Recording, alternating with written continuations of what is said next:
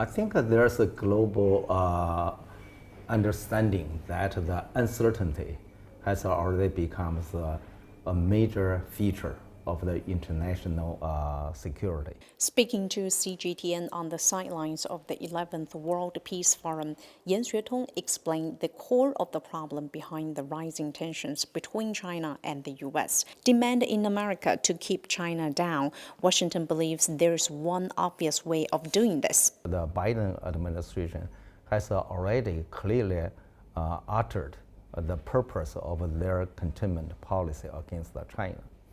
They want to at least maintain the technology gap between China and the U.S. So in that way, they can maintain Americans' domination in world politics. And if they cannot maintain the current gap, technology gap, they want to slow down the pace and for China to narrow the technology gap. For many, the deteriorating ties between the world's two biggest economies remains the biggest uncertainty in this era. The prevailing view in Beijing is that while the U.S. asks for communication to resolve their issues, it simultaneously suppresses and contains China through various means.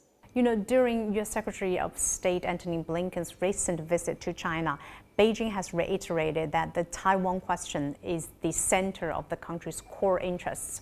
Blinken obviously echoed the sentiment and said the U.S. adheres to the One China policy, opposes Taiwan independence, and opposes any unilateral change to the current status quo across Taiwan Straits. What is your view on Washington's stance on Taiwan, and what can China and the U.S. do to help reduce the tensions over the Taiwan Straits? I think America used the Taiwan issue as an instrument and to strengthen its containment against China.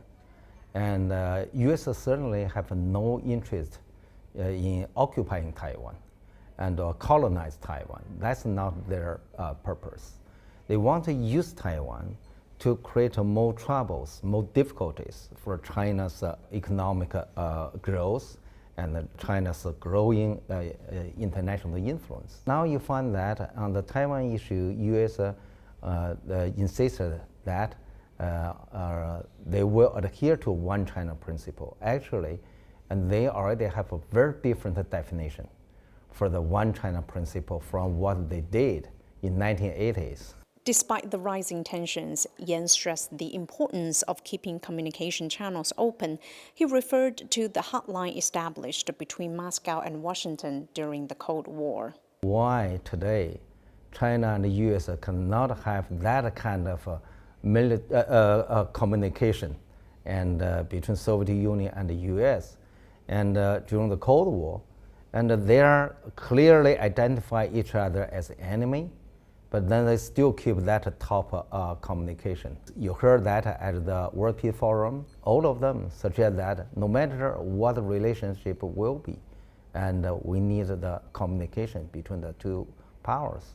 The reason is that even these two countries and they compete with each other or against each other and worse, then the communication can prevent the competition escalating into disasters.